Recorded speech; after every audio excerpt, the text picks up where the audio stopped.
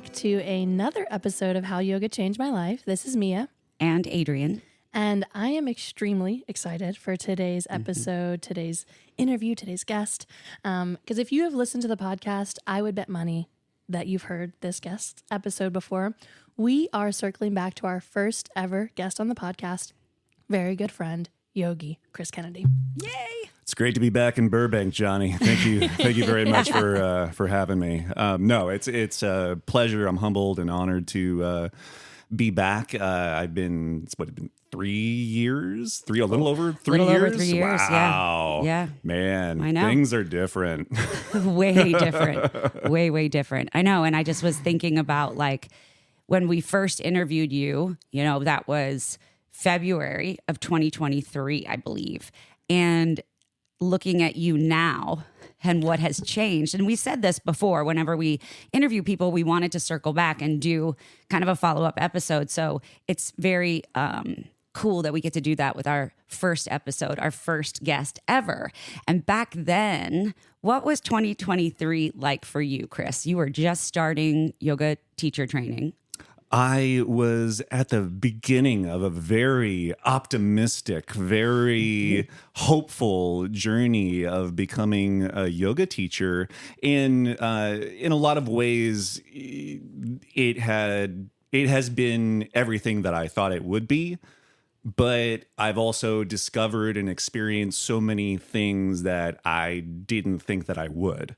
Things that were of benefit, things that I just don't understand, and things that I, quite frankly, have come to learn that I don't agree with, or things that I'm like, that's not for me. That, in fact, there's in a lot of ways I've found certain aspects of what we do have been repackaged, reshuffled, and manipulated in a way that I find to be actually quite harmful to people. And I've been on a big search as a yoga teacher now of 3, I believe it's like actually this weekend, I think, is like my 3-year anniversary of teaching yoga. And and this is one of the reasons I've started my own podcast and started writing a lot is I'm 3 years in and I'm still confused by so much. Yeah. Yeah. It's like the more you learn, the more you don't know. Well, and also, I mean, I think because I know you, Chris, right? Yeah. I like to think. I should say, Mia has been a constant for me in my entire practice. She was one of the very first teachers that I took whenever I started my yoga journey. And she's just one of these wonderful people. I mean, both of you, Adrian and Mia, one of these wonderful people that, depending on where we are teaching at or where we're at in life. I was listening to your episode when you had come back this morning as well, and in a way catching up with you. But it's one of these things where, the moment I walk through the door, the moment I say hi to you, it's like no time has passed. Yeah, right. It's like you two have been very constants in my yoga life, and I consider you to be good friends. And so to that, I'm just incredibly thankful. And if I only got out of yoga the two of your friendship, that would be worth it alone. That's very 100%. And I appreciate it. I absolutely too. consider you the same. Yeah, that's 100%. I like to think I know a little bit, right, about you. Yeah. And so I was going to say, I know that through this process, seeing a little bit of how the sausage is made. Right? Oh, yeah. When Chris and I first met, it was through yoga, and he hadn't gone through teacher training. And so if we look at 2023 and you take us to now, what are the big markers in your mind? Ooh, that's a good question. The big markers in my mind, as far as the starting in 2023 and going into 2026. First, when I started, I had a very clear definition, parameters, framework as to what yoga is, what a yoga class should be, what different types of yoga are. And I was very rigid in those beliefs. I very much, because I was, still very brand new to yoga at that point in time, whatever I see a person of leadership that does have some amount of experience in something like that, particularly people that are in charge of a YTT, a yoga teacher training, telling me things, I trust that that is the thing.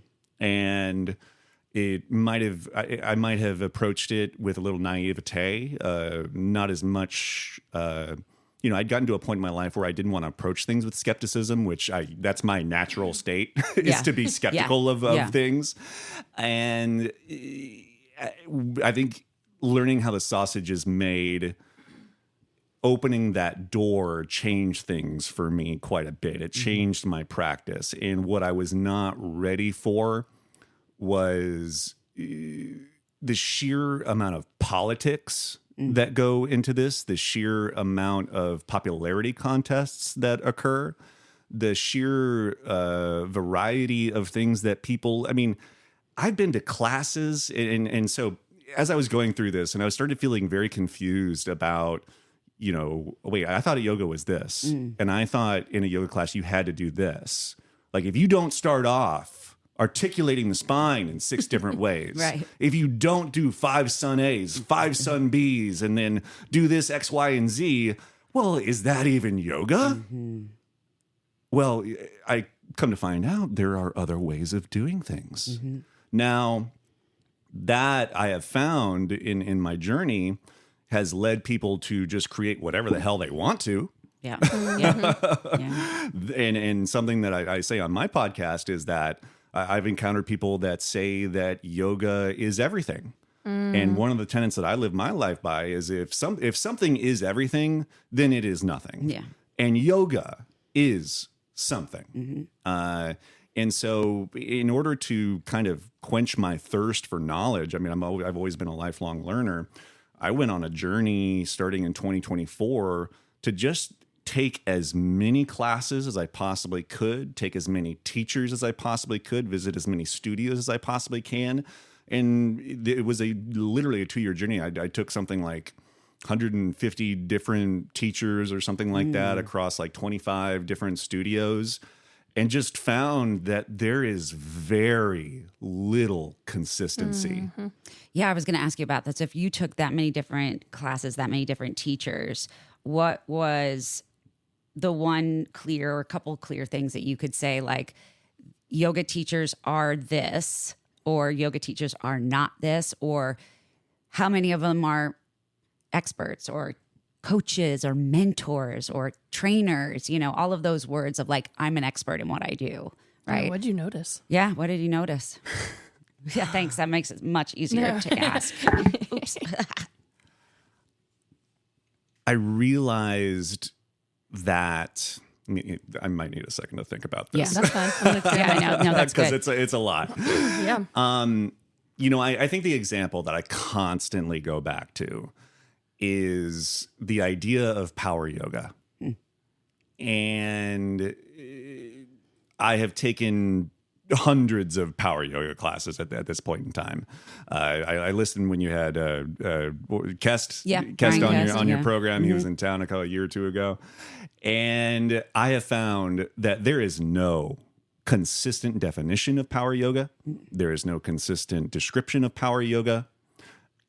Even within individual studios themselves, taking a power class with this teacher versus that teacher, it's a different thing. So I've come to be skeptical of teachers that come up to me or teachers that I go to and they start their class by saying, I'm a power teacher. Right. I'm a softie. I'm this teacher. And I'm like labeling themselves as what kind of teacher they are. As a one particular type of teacher. And I take their class and I'm like, your version of power yoga is yelling at me. Yeah. Or cranking the music up so loud. Cranking it up so loud. Holding poses a crazy amount of time. Going way, way, way heavy on philosophy. Or no philosophy at all. Or no. And honestly, that's usually the case. Yeah. I have found that's the consistency I saw across all the classes was very little yoga philosophy, very little connection to the actual yoga. I maybe 2 or 3 out of all of those classes heard anyone say anything about a sutra, say anything about a yama or a niyama. Most classes I would take would hit on one branch of yoga, maybe two, and I am shocked by the number of classes that I've taken where breath was not mentioned in any way, shape, or form. That was going to be my next question. And not that every class you gotta go ujjayi. That's fine. Right. That's fine. But even to not mention breath in any way, shape, or form is kind of nuts to me. Yeah. Brutal. Or It's brutal it for the is, student, or to I like think. label it wrong too, right? Not label it wrong, but like, you know, if you're going inhale, extended side angle from reverse warrior, That's my right? second Observation. Yeah, I believe it. observation I that get on believe it. is that to me there is a very simple rule of breath, and of course there are some exceptions here Yep. and there. Yep. But on an inhale, you expand. Yep. On an exhale, you bring it back in. Yep. You get smaller, right? And whenever I hear exhale, high crescent lunge, I'm like, what the fuck are you saying? Chris knows I'm triggered right now. Yeah, exactly. No, This is I'm like the my same. pet peeve of my life. Why Yeah. would you think that? Just because it's the next line in your flow that you got off of Instagram? Yeah. Like, Well, and even like, you know, I love to go deep diving on postures and like find different, you know, ways to get into them and creative sequencing. But I always find it interesting when I'm watching something on Instagram and I'm like, how am I supposed to get from there to there? It's exhale, exhale. Where's my inhale breath? Or it's 2 inhale breaths. Where's my exhale breath? Right. And so it's like, and it's different in personal training because in personal training or Pilates, you're exhaling on the exertion of an exercise, right? So the exhale is helping you. The exhale is also helping you in yoga, but it's slightly different because we're getting, like you said, bigger on an inhale, smaller on an exhale. And so when a teacher starts, that's the first thing they should learn is the posture and the breath. They should know how to build the posture from the ground up, what's working, what's not working on the postures that they're going to teach, you know, and knowing that kind of baseline. It's not about trying to make everybody look the same. It's about trying to get people to breathe together, move together, and feel the pose in their body. And if I can quickly Yeah. on breath. Yes, go for it. In the very short amount of time that I've been teaching Pilates, even still, a lot of the exertion is when we're coming together. Exactly. Is in 100%. that Contraction. In that contraction. Yeah. And then additionally, it's interesting. One of the best athletes in the world, Matt Frazier. Is his last name Frazier? I don't know who that is. I'm going to triple check. He is the world's fittest athlete for like 5 years in a row with Oh, wow. CrossFit, right? Not everyone's a CrossFit fan, but, and he has written a book about his particular training methods and how he did that for 5 years in a row. He can run faster than anyone in that field. He can swim faster than most of them in that field. He can lift more weight than everyone in that field. Like he is a cross the board athlete. That's Yeah. what CrossFit is. Like an elite athlete. Yeah, is searching for. And even still, in this book, he talks about, and when you have more space, that's when you need to breathe in. Yeah. Right. Yeah. And so, you know, when I think about something like do y'all know what wall balls are? Yeah. Yeah. And so when you're up at the top, that's when you need to breathe in because when you have the most space, and that's when Yeah. you should expand and take advantage of that space. Because, Yeah. you know, Jair read the book, and so that's, he told me. Mm-hmm. I didn't read it. But it's interesting. The best athletes in the world are even training and talking about expansion. You naturally have the space, utilize it. Yeah. Well, and that's the thing that I find fascinating when I work with people, whether it's in yoga or Pilates, they get, where am I supposed to breathe? Wait, you're talking about breath. I hear you say the word inhale, exhale. And then I notice most of the time they're not breathing, right? Because we're not connected with our breath. That's the present moment. That's a scary fucking place to live, right? So no one wants to live in the present moment. So we're not breathing or we're not focused on our breath. Right. And so when I start to work with people and in Pilates or in yoga or personal training, people will come up to me afterwards and say, oh my God, I've gotten so much stronger at this other thing I do because I'm now focused on my breath. Or awesome. I've noticed my posture is better because I'm working on my breath. So when you go to a yoga class and it's 1/8 asana, right? It's 1/8 of what yoga is. Well, it should be, You but- could add 2/8 by talking about breath. You could add another 1/8 by talking about, you know, your the way that you show up, right? Like the way Right. that you are in your body, the present moment, all of those things. And so, yeah, I've started to develop my red flags and green flags over yoga teachers. And one red flag that I've developed is if you're not mentioning, and I do this because I know that there are people that are new to yoga. They're being introduced to yoga through Instagram, TikTok, local news channel. They're being introduced to yoga in some way, shape, or form, and they may be new to it, and they're going to go to what is probably going to be the most popular, most accessible studio in their area. And that there are certain things like breath that are so core and important that if you have a teacher that is not mentioning breath at all, that's a red flag to me. Roll up your mat and walk the fuck out. Yeah, pretty much. Yeah. And I'm not, and I'll say this: if they just say, "Okay, breathe deep in and out," and that's all they say, sorry, red flag. Yep. It's really about how it's rhythm, right? It's flow. And that's part of yoga is matching breath to movement. My big pet peeve is when a teacher says, exhale, vinyasa. I'm like, what? You want me to place what in a special way? My exhale in a special way? What are you trying to get me to do? Right. And I can tell you the most debated postures that I see most inconsistently cued, and this is just an example, is boat to low boat. Yep. 92% of the time, whichever teacher I am taking is cueing low boat, exhale, inhale to boat.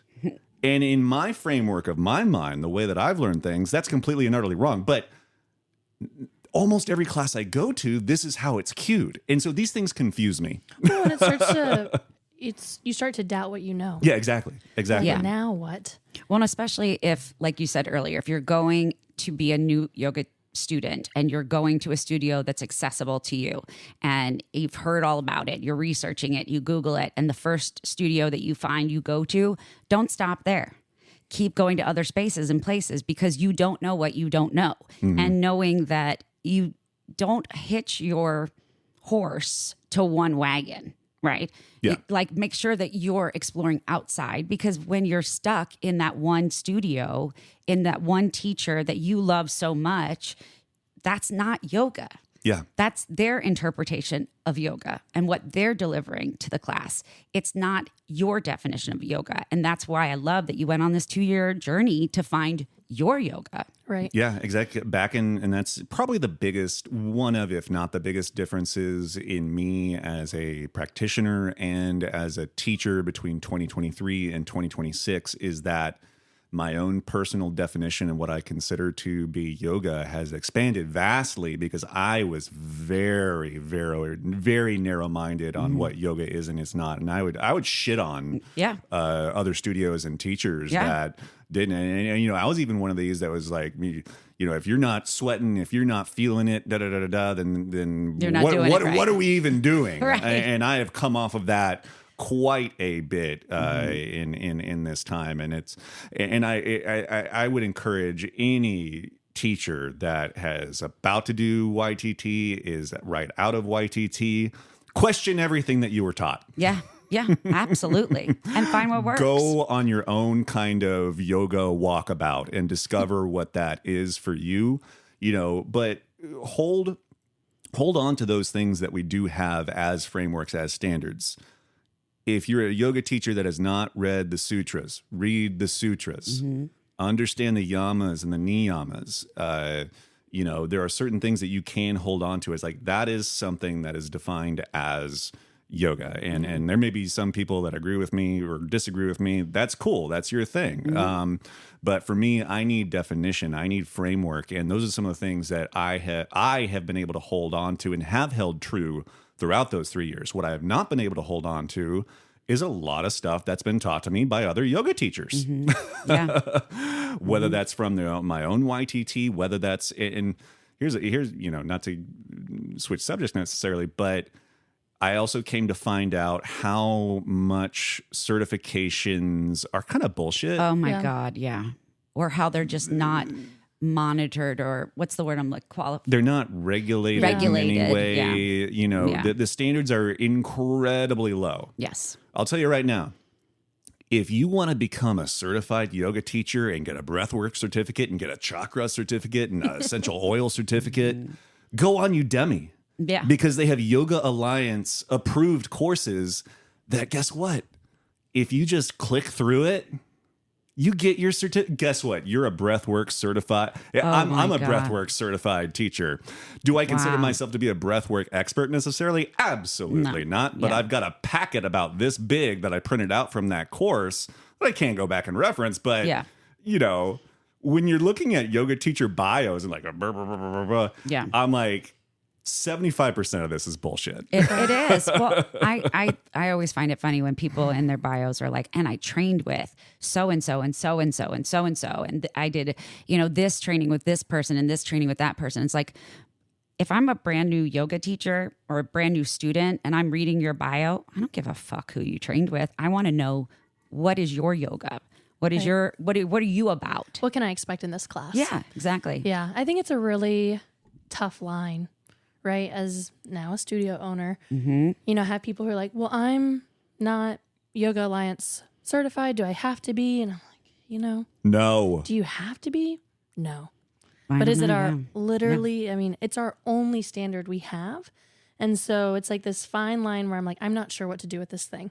Well, there's a I'm new one personally- now. yeah. There's a new one, American Yeah. Yoga Council. And no one recognizes it or cares. I've You know what I mean? never even heard of it. Yeah. It's brand new. They reached out. And again, and so as the studio owner, I said, you don't have to.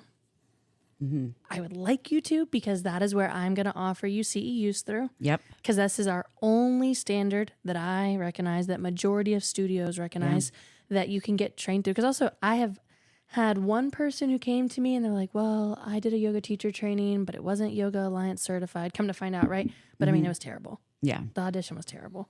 And I was like, oh, I guess it wasn't, and not that all the Yoga Alliance ones are great. It's really, and I think it's kind of similar to when you're going to see this variance across classes, a variance across teachers. There's going to be a variance across these 200s and probably 500s, right? Oh, big time. And I think there's a little bit of, we have to define yoga for ourselves. We have to define yoga for the space that we're in, as a student and as a teacher. And that's why you really have to vet these things. I think this, 200 plus classes. You just did a yoga teacher training through taking all these classes, right? In terms of Yeah. hours, Yeah. right? Sheer hours. I learned more outside of YTT than I did inside of it. Well, and this is the other thing I notice. A lot of teachers become teachers and stop being students. Yes. And I don't know how to emphasize it enough. I want you to be in the studio Yeah. as a student. Well, and that's the only way, being that you're a studio owner. Yeah. And when you teach at a yoga studio, if you're not taking classes there on a consistent basis, forget growing your class base. It won't happen. Yeah. You can't just show up. And this is where I think 200-hour teachers and even 300, 500-hour teachers get in their own way. Is like you said earlier, I think that I thought I knew what I knew was right. I was disciplined to what I knew, and I said, shit on everything else. This is where I'm going. And I feel like when we do those kind of things early on in our yoga careers, that's when the ego takes over, right? Well, it's tough. And I have a thought and a question. Yeah. But I also think sometimes those hard and fast rules are good, right? I Yeah. think they can really support a new teacher. I think they can really have impact and value for someone. And there's nothing wrong. I wish some people would do the same thing over and over, more than like Yeah. pulling out this new Instagram flow, pulling out, I made up babada boobity. That's how Yeah. I feel. I'm like, where am I? Am I Right. in the Mary Poppins handbag right now? Like, I think all these things keep coming out, right? I think there's nothing wrong with being really consistent, getting really good at that thing, at that flow, at that sequence, and then starting to bend the rules a little bit. That's how I feel like personally. Yeah. I followed a sequence and a format and then started to bend the rules. You have to know the rules to break the rules, is how I feel about yoga Yep. and Yep. the world. I love breaking rules. And then my other thought for these new teachers, you had this realization that it's a popularity contest, that there's this personality, who really shines, who's the most on social media, right? Who has this many followers and can get people into their specialized, pay extra yoga flow sequence for the best, Yeah. right? Yeah. And so I think that disheartens people.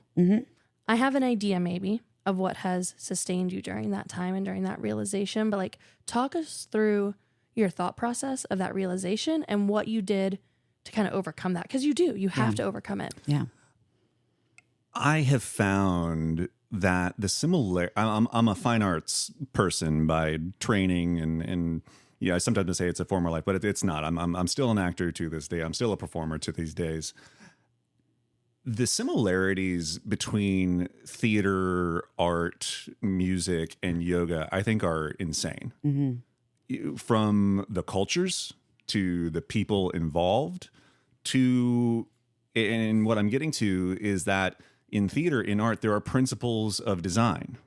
There are principles of lighting. There are principles of directing.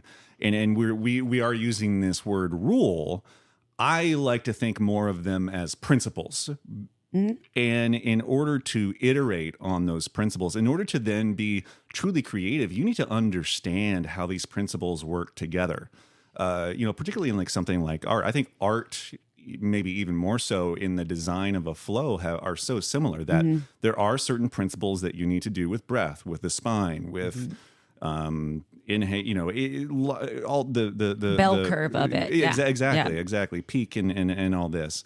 That these are all things that need to be considered and understood before you start getting crazy with your stuff. Yeah. Okay. Yeah.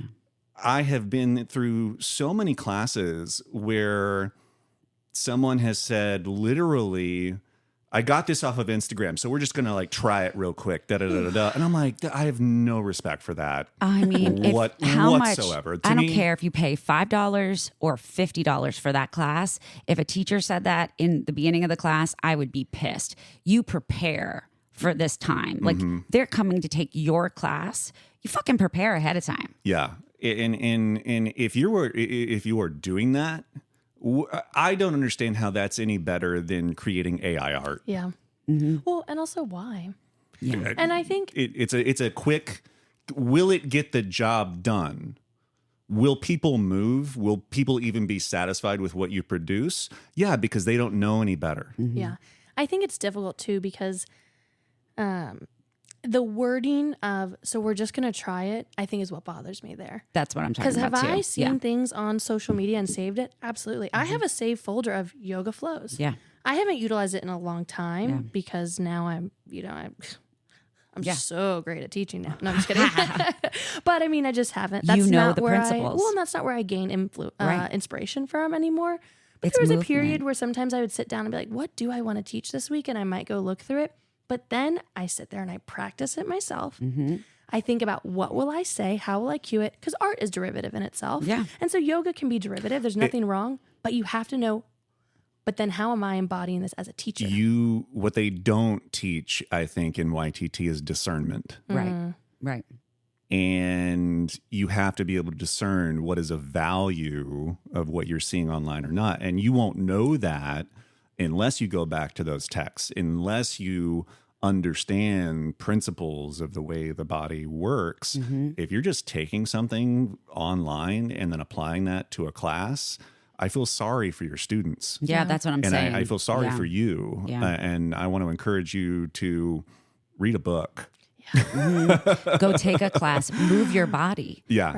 You move your body first. Like if you see something on Instagram, I love my Sunday mornings. One of my favorite things to do is to wake up, have coffee and sequence. And I will, think about a pose. I'll Google a pose. I'll put it into Instagram. I'll look to see what I can find. And I write down little spurts, right? But then I go and I practice all those little spurts. Right. And I see, do I like those? Do I not like those? What the fuck was that all about? Like, where's the breath? And 90% of the time, you can't do much with it. And then not necessarily on the flip side of that, but on just a different side of it, I've encountered teachers that take a weird and strange amount of pride in not planning their classes. Yeah. I thought of all of that on the fly, and I'm like, I know. Yeah. I felt it. You didn't fool me. Yeah. Yeah. I know you didn't prepare, and I know that, or I know when you're taking something from somewhere else. Yeah. That's a really good point. It's like that idea of when you're cueing, right? Like you said, like, hey, I'm going to take that little sequence and I'm going to break it down. And I'm going to see how am I going to cue this in class? Like, how am I going to break it down? And you should be thinking about the students that are in your class. Like, I plan my classes, right? Yeah. Every single time. But when I walk in the room, if I see that there's, Jugdish, Sydney, and Clayton from the Animal House couch that have not taken yoga before, I'm not going to teach them side crow that day. Well, and I think You know? that's a good point to make in regards to improvisation, is that there is an element of improv to yoga sometimes based. I don't know who's showing up half the time to Right. my class.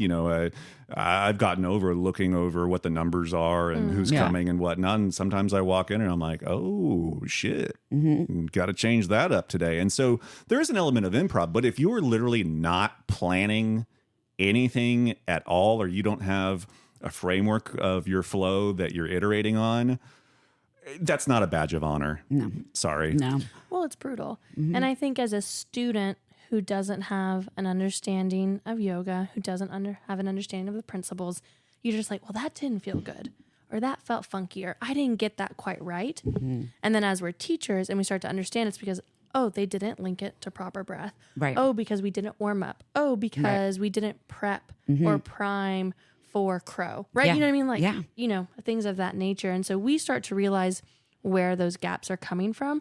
But I feel bad for the student who doesn't have the understanding. It's just like, maybe I didn't do it right. Well, and I also think too, like, you can build a creative sequence and you can do that with the basics. You don't have to invent some crazy ass transition. Teaching in different studios over my career, having a 15 to 20 pose series that you expect someone to flow on their own after you teach it is disheartening. It's not a good thing. Like, I want my students to come in, and maybe this is kind of the point too, is like, who are you as a yoga teacher? Like, what do you want to bring to the table? Like, I blank so others can blank. Don't get caught in an echo box. Yeah, I was exactly. going to say, do you guys think people like it? Do you know what I mean? These Like the- super long sequences where you're all over the place. What do people like about that? Because they keep doing it.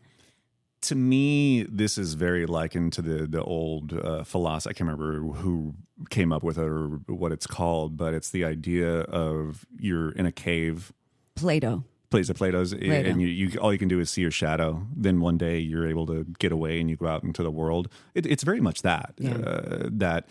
When I was starting out as a student, a big thing whenever I was starting out as a student was I was very much surrounded with a lot of Baptiste teachers and Journey into Power and whatnot. And I've just come to realize I don't like it. Yeah. It's boring. And most of the time the lights are on and there's no music. And that's something, some purists might say, well, you're not supposed to have music at all. I'm like, oh, okay. Yeah. Well, I personally like some music. Yeah. Exactly. And so I've come to find that I'm not, despite the fact that I was just being barraged with, oh, well, Baptiste says this and Baptiste says that, and you should do this and that, and you should really look to him. I'm like, no, I don't like that. I was like, trust your gut. And I'm in the belief of, if you're a new yoga teacher and you're going through teacher training, your teacher training should have some sort of a set sequence for you to follow in the beginning, some sort of an outline. It doesn't have to be exactly. It can be like, here's Sun A, and here's different ways you could do it. Here's Sun B, here's different ways you could do it. Here's how to build heat. Here's how to balance. Here's how to find a peak or an inversion. Which also, and I disagree with Adrian. On Yeah, that, right? exactly. Like, I don't Yeah. believe in a set Yeah, sequence. and I do I from think a I learning believe in a standpoint. framework. That's I what I'm believe in- talking about. It's the same thing. I'm picky about words though. Right, I know you are, but like, think about it this way. It is an outline, right? And it has these sections in it, so that the class should have these sections in it, and it should have these ideals within these sections, whether it's balancing or peak or whatever it may be, so that we're building, like you said, hey, when you warm up, move the spine in all 6 directions, right? Like, that feels good to people. And instead of getting stuck on hard and fast rules that you think you know early on, trust your gut. Does it feel good to you? If it doesn't feel good, don't fucking do it. For me, if I didn't have some sort of an outline, a skeleton, a sequence, some sort of a foundation to follow, I could have fallen into the trap of the ego teacher that's like, well, I can create this, off the drop of a hat. I can walk into a room, see who's in there, and teach to those people in the room without having some sort of an outline. I don't agree with that. And I think if your goal, and much of this, whether you're a teacher or you're a student. And I wrote an article recently about how much yoga is like dating. And you got to know what you want. Yeah. If you're going on dates and you don't know what you want in another partner, is that going to go well? Absolutely not. And I think the same goes for yoga, whether you're a teacher or a student. What do you want to get out of yoga teacher? What is it about this that you truly want to do? Because, another unfortunate thing, and I'm focusing a little bit on some of the negative discoveries that I've had. We can get some more positive things in a little bit, but that's me. That's me. I dwell on skepticism, and I want to learn. I'm always on the search for satya, for truth, and all that good stuff. But how performative this has become.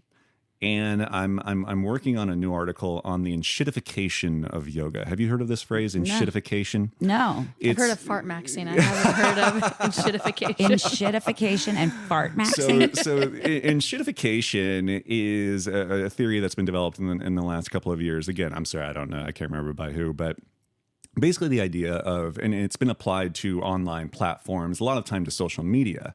So if you kind of harken back to 2007 and like when Facebook first occurred, it was only available in colleges, and it was really truly meant to connect people. Wow. And then they promised, we're never going to share your information. We're never going to do advertisements in any way, shape, or form. And then slowly over time, money gets involved. We start selling data. We start doing all of these really kind of terrible things. The algorithm, all of this kind of stuff, to the point where a platform becomes basically useless, or it's full of just bots and things, and it's just not of any value to anyone. And that's the enshittification of something. And I am seeing and observing, because I do step back I've stepped back quite a bit and try to be very objective on this. I'm seeing an enshittification of yoga right now. And it may be something that's been going on for decades, I'm sure but it has been. We're watering things down quite a bit. And this isn't, not even getting into appropriation or anything like that. Right. It's that, I'm seeing teachers just create their own poses. I'm like, what in the hell is that? What? That yoga has become social media-ified. It's about, physicality. If I were new to yoga today, I would think, well, the peak of yoga must be doing a handstand. Yep. That must be what we're all working towards. Exactly. And, you all know, I know that's not what it's all about. But to someone new, that's what it is. And, I have now started, now that I had gone on my journey, I'm now kind of coming back to where I am more selective about my classes, because there's just a lot of classes and teachers that are not of value to me with where I am at. Because whenever I go to their class, I'm like, this is barely what I would consider yoga. This is a barefoot boot camp. Yeah. Yeah. And so I'd love to hear, what's your current definition of yoga? Oh, wow. My current definition of yoga is, it would have to be something along the lines of a practice that incorporates multiple, to me, a complete yoga experience. Complete yoga is a practice that incorporates multiple branches of yoga, both on and off the mat. I like that. That's a good definition. Because this is, whether you like it or not, this is somewhat of a lifestyle in a lot of ways. And a lot of these core ideas are not necessarily exclusive to yoga. You'll find these principles in the Bible. You'll find these everywhere. in the Quran. You find a lot. Nothing is new under the sun. It's not. It's how not to be an asshole in life. And I love that. That is how maybe that's my definition of yoga. Yeah. It's just not. I fail all the time. Oh, of course, we all do. I fail all the Yeah. time. Yeah, but that's the thing. It's like, it's accepting the fact that, for me, the heart of yoga, what the word itself means is union, right? It means to bring together. The yoke, to bring together. So whether that's inside of you, outside within a community, on the mat or off the mat, right? It is bringing it together in the only moment that we have, which is right now. And so it's interesting because you were like, okay, so I'm kind of skeptical. Like we've talked a lot about red flags. Talk a little bit more about your green flags that you've noticed. My green flags. I like, so one green flag that I have with teachers is whenever they do incorporate multiple branches of yoga, but they are ones that don't tell me it has to be a certain way. Yes. Teachers that create space. And I think for me, where I'm at today, because I've been through my own fair share of trauma over the last couple of years. I lost my father last year, and a teacher that creates space, that knows when to shut the fuck up. Yeah, exactly. And to me, that space creates clarity. And that clarity creates peace. It creates the ability to go forth and do things. I often end my own personal classes with like, hey, you may have a little bit more clarity and space right now. Take that clarity, take that space, go do something with it, write in a journal, set a goal, achieve a goal, whatever you do.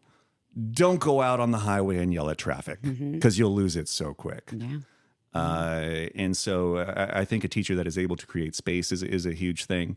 A teacher that does not stop class or a teacher that allows you to do the practice on your own. I love it whenever a teacher says, okay, take the rest of these sun salutations on your own, add or subtract anything that you need to, because sometimes what they might have to offer up is not exactly what I need.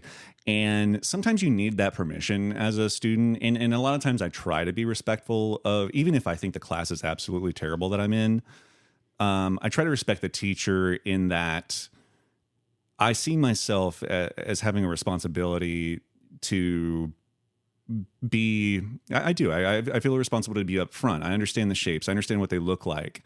And so as a teacher, I want to be there for that other teacher in like saying, hey, you don't have to demo every freaking thing out there. Like you have a teacher in your class. I can be that, for you here. I love it whenever a teacher offers up, a bit of meditation. I love a teacher that, this may sound stupid and small, but just a teacher that respects time. Oh God, yeah. Not stupid. Yeah, a teacher that respects my time is a huge green flag. If you start your class on time and end your class on time, and here's the big one, and here's the big offender, and usually will determine whether I go back to a teacher or not, is when we're at time, that's not the time to start Shavasana. Right. You were to build that in prior. And I'm at the point now where I'm like, you need to give me at least 5 minutes, bud. Yeah, I know. I mean, even in a 45-minute class, I'm doing that. Your 45-second Shavasana ain't cutting it. And so respecting time and that, I think that's a problem right now. In my small world here in San Antonio, Texas right now. Just starting and ending on time. And like, I get it. You need to lock the doors. You got to do that. Get people coming in at the last second or whatnot. But showing me respect for my time and allowing me to leave when this class says that it's going to leave is a huge green flag for me. Yeah, me too. And it may not even be if it's not, I will take a class that is not the best class in the world if I know they can do some of those things. Yeah, exactly. I find it just interesting in the sense of like, being in San Antonio now going on, what is it, 6 years I've been here, a little over 6 years, and seeing the demise of some great studios, seeing a lot of studios close, see a lot of studios flourish, that, it just didn't seem like it was going to happen. I just find that in this area, we're getting very stagnant. We're not growing. There's a few 300-hour trainings. There's a few advanced teacher trainings, but I don't see a lot of 200 hours teachers going out and exploring other options, like what you guys do at Flores Street, where you have Pilates coming in and teaching mat Pilates and like learning other modalities. Because if you're a yoga teacher and you're not taking the time to build continuing education hours in your own personal practice every single year, what the fuck are you doing? you're not growing. I You're think not development is huge. Huge. And that's, to me, it's always, development is always, despite the fact that I 100% agree with you that studios should be providing that or at least facilitating it in some way, shape, or form. It's a personal responsibility. Yeah. If you're not reading, if you're not watching, and I'll say this, yes, there is some value in social media in that regard. However, you're fishing for value in the Pacific Ocean. Yeah. There's just too much shit out there. Is there good stuff? Absolutely. And there is value to it. I've personally chosen to stay away from all of it, but there is value in that. But don't call scrolling through Instagram yoga development. I'm sorry. It's not at all. So I had taken some time to write out a couple of questions that I wanted to ask you. And I think we've answered the one, which is, what did you think yoga was back then? And what do you think it is now? Back when we first talked to you, we talked a lot about discipline and tapas, right? And having that discipline. And, do you feel like yoga now versus yoga then, what parts have stayed the same for you? The parts of yoga that have stayed the same for me, a lot of that has to do with physicality, because I think that's the most predominant thing that is focused on, or that seems to be the easiest thing to master or not even master, I shouldn't even say that, but that's the easiest thing for teachers to focus on is the physical. Yeah. So Yeah. I can't say that the physical has changed all that much. Warrior 1 is Warrior 1, Warrior 2 is Warrior 2. And I'm at a point now in my practice where I don't need a teacher to cue those things for me, because I know where my knee is supposed to be. I know where I know how it feels like in my body. Right. And so the physicality of it very much has stayed the same. My desire to learn yoga has never really wavered. There's been times where I've been so sick of the culture. I've been so sick of the politics, which if you think that there's not politics in your well, you compared it to a theater program, which is the same. It's very dramatic. It's very and it's competitive as my stomach turns. It's a soap opera. Yeah, I mean, it's no joke. That is exactly what it's like. And so if you're becoming a yoga teacher thinking that we're all a bunch of peaceful, sitting around meditating with each other and no competition, rubbing essential oils on each other, that's not the case. No. At all. So the physicality has definitely 100% stayed the same. I've been very, for me, my consistency has stayed up there. I think there was only one period of time, I think this last September, where I took a total 5 or 6 weeks off from teaching and even practicing altogether. I was like, I've had my fill right now. It's time for a break. But even in that time, I still would teach beer and yoga down at the brewery every once in a while. But consistency has been and that's a relatively easy thing once you get into the habit, the routine of things like that. I don't know. I'm a very OCD kind of person. I like my habits. I like my rituals. What else has stayed the same? My tastes, and some of this is personal, my tastes in what I like to hear music-wise hasn't changed at all. I'm a little bit more open sometimes now to there being no music. That is maybe once a month I like a class with no music, but most of the time I like my music, and I will judge you based on the music that you choose. Yeah. You learn a lot, especially whenever someone kind of prides themselves on their, I'm a DJ. No, you're not. No, I know. I love music in a class. Don't get me wrong, but I've had good playlists and I've had bad playlists. Yeah. Stayed the same also. Oh gosh. That may be one of the top things. There might be some other things, but so much more has changed. Yeah. And I think it's an interesting question. Now that I'm thinking about it, it's like you never, I don't know that you want to ever just have things stay the same. What is the saying about the change is the only constant rolling a thing. rock or some shit like that? What's that saying? Rolling a rock.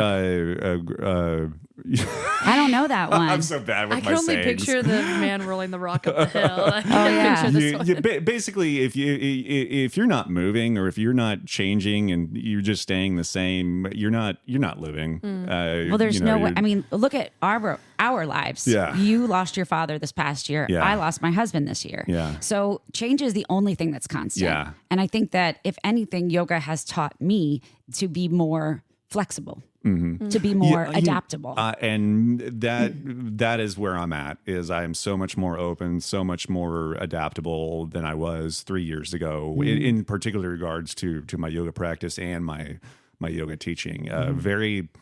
That's why I think I'm struggling with this question. Is very little has stayed the same.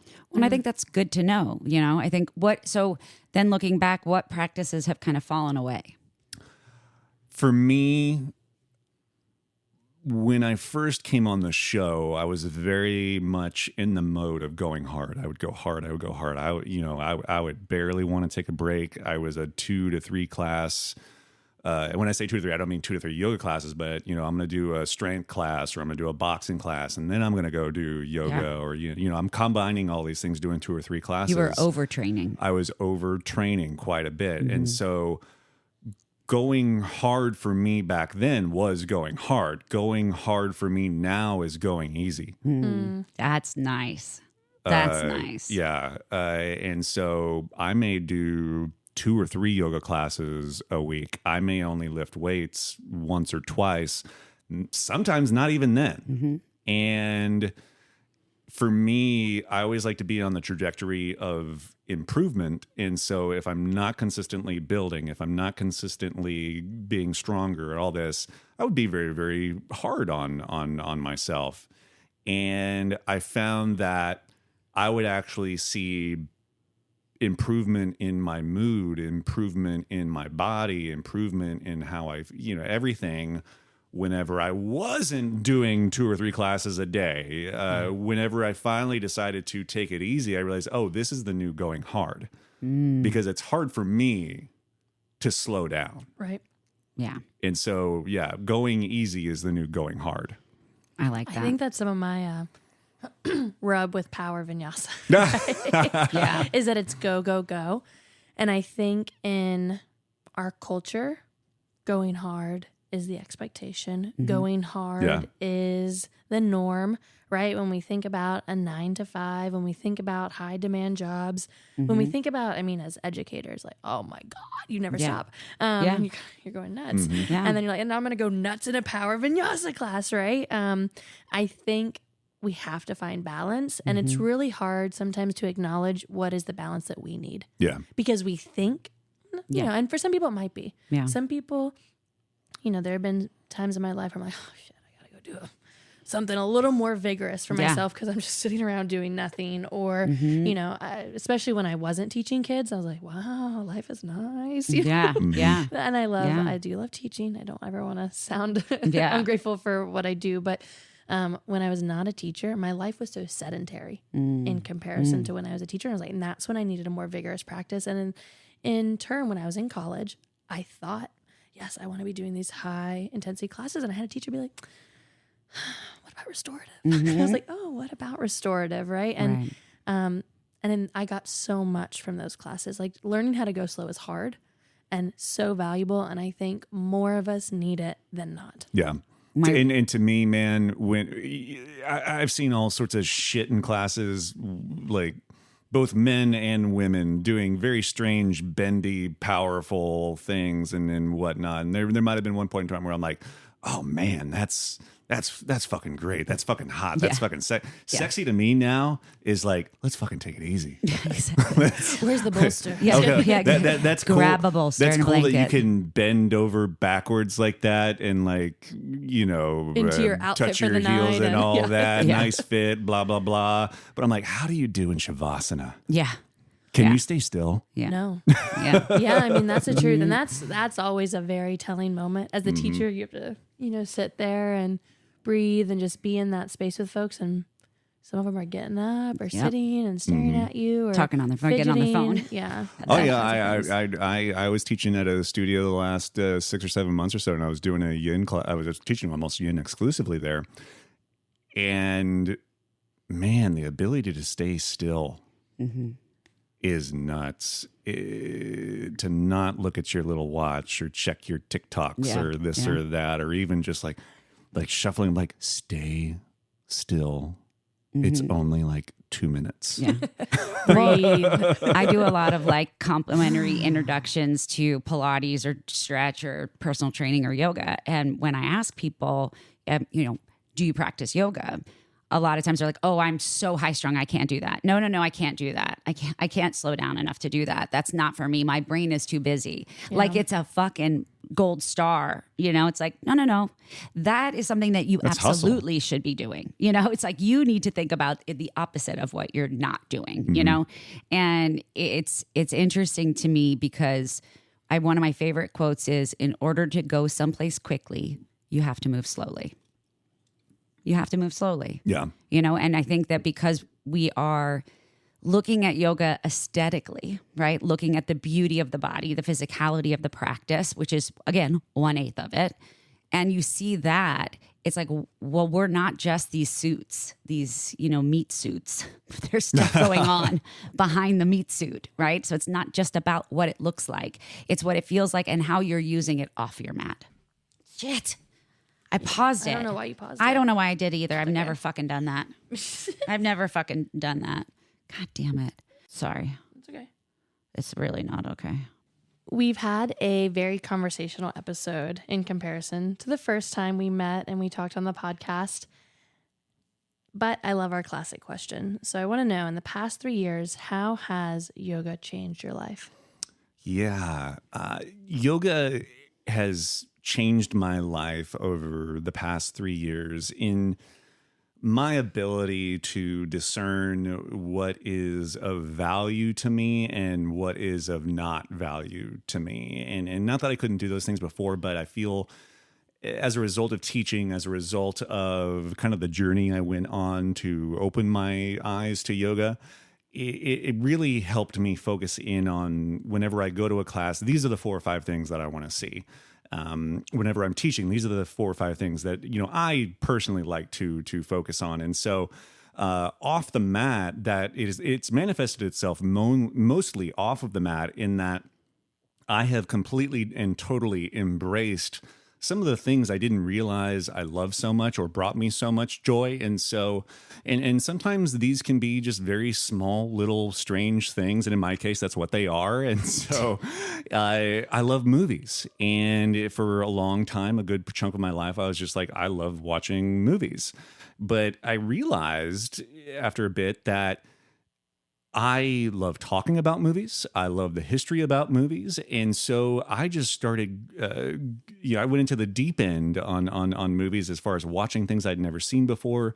I went and bought a film school college textbook and read it cover to cover and just immersed myself in cinema. And I absolutely love it. And that led me to start a movie podcast with my buddy Clint. Another thing that is a little bit more niche is I absolutely love the Titanic. And I have to laugh thinking about it because it is such an interesting little niche thing that I love. But I realized how much I enjoy documentaries about the Titanic, reading about the Titanic, watching your Roman the Empire. movies. Yeah, exactly. And so, to this, even as last night, I fall asleep watching YouTube videos about shipwrecks, because it's not just the Titanic, but like the Britannic, the Lusitania. What about the thing that happened a few years ago? Oh yeah, the Ocean Gate thing. The Ocean Gate thing. Oh, I've gone on a deep dive on that one. That touches your chism a little bit with the shipwrecks. Oh yeah, I've seen every time I see a little bit about it, I just devour it. Yeah. And so yeah, I've got this kind of weird little obsession with shipwrecks and the Titanic, to the point where I'm like, you know what? I love this so much that later on this year, I'm going to take a trip to Belfast and I'm going to go to the Titanic Museum, the Titanic Hotel, and just immerse myself in these things because it brings me so much joy. And it's not necessarily a sexy thing. You know, I'll be at a bar sometimes and they'll be like, so what do you do? And I'm like, well, I really like shipwrecks. Well, you can say I got a podcast about that. and I do a podcast about movies, shipwrecks and movies. That's Nice. what I kind of do right now. Oh, by the way, I teach yoga. But then that also has helped me discern things in my life that have not brought me value. And so, unfortunately, one of the things that I definitely got caught up in is the competitiveness of teachers. There is a world of gossip and popularity that is in this world. And, you know, to the point where I would get caught up in conversations about, oh, how do we get rid of this other teacher? This other teacher is so bad. They don't know what they're doing. Our numbers could be up overall, if we do this. Yeah. And I realized how much that was wearing on me. And I'm embarrassed to even say that I was a part of it, but I was. But I think it's easy for us to get involved with that stuff because it's just human nature to want to gossip. But it's like the energy you put out is the energy you get back. Yeah. And so, you know, I have gained a few friendships as a result, and I have lost quite a few friendships as a result, most of the time of my own choosing, sometimes not. And that even goes to relationships with studios. Yeah. Sometimes I've realized that, you know what, I was at this studio for the wrong reason. This was not for me. This was a status thing. This was a little bit more extra pocket change to buy more movies with kind of thing. And realize that, you know, I don't have to teach 12, 13, 14, 15 classes a week to be a happy yoga teacher. And so, you know, cutting out some of those friendships, some of the studios has been an important part. And now, you know, not that everything is peachy all the time, but I know more as a result of this journey that I've been on as a yoga teacher as to what are the things that I like to look out for, whether it's on the mat or off the mat, what brings me value and what does not. Yeah, for sure. For sure. So my last question for you is, what would 2026 Chris tell 2023 Chris? 2026 Chris would tell 2023 Chris to, and this is not in a lethargic, lazy type of thing, care a little bit less. If something doesn't go this one particular way, if you know, I look back to the times where I was locked into yoga is this and yoga is that. If someone doesn't do 5 sun salutation A's in their opening, it's okay. That doesn't mean it's not going to be a great class.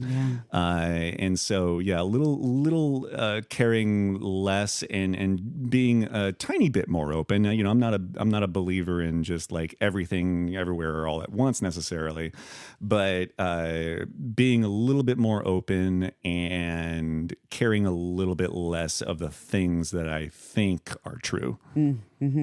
Yeah, I agree.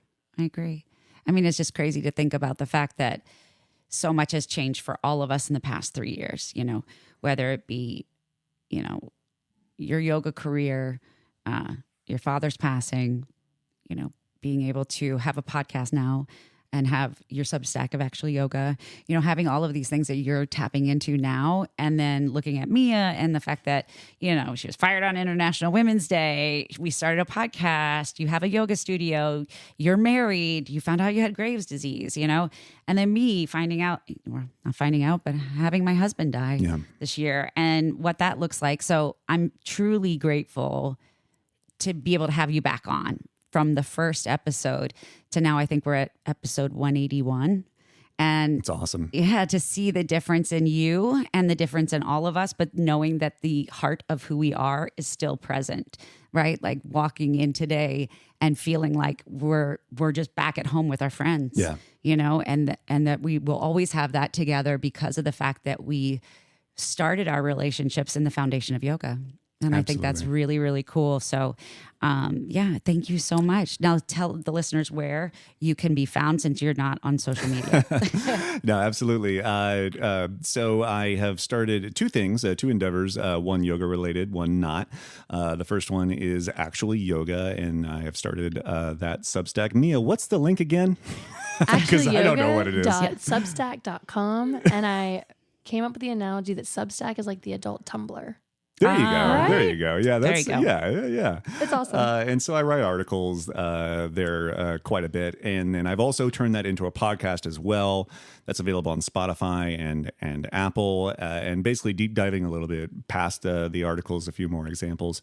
And then the other thing is I started a movie podcast because of my love of movies with my buddy Clint Tomerlin. He's a musician here in San Antonio, and that is 3 picks. The idea of that is that we have a category each week, and it may be us celebrating movies from 1991 because it's the 35th anniversary. It may be a couple weeks ago we did a episode on creating a monster squad where we picked our three monsters to put together in a squad and put together a little stupid fun little narrative as to why they're gonna work together. Hilarious. I love that. And so basically I pick 3 movies, he picks 3 movies, and we share and joke and have fun. It's fun. That's on Spotify, on Apple, and because we do the video on that one as well, despite how much I hate being on video nowadays. It is on YouTube as well. Well, it's kind of like podcasts.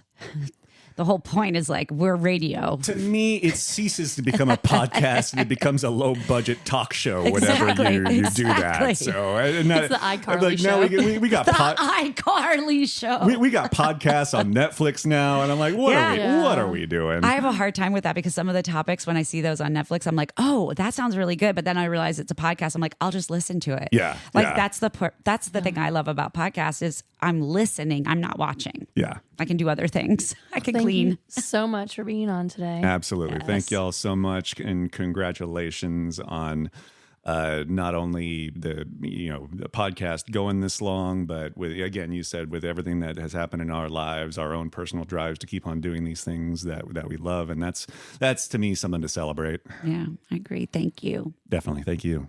All right. We'll see you next week.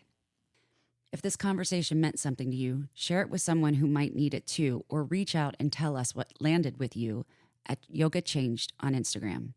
And before you go, take a breath. Take a second. You don't have to have everything figured out right now. We didn't plan for this, but we're here.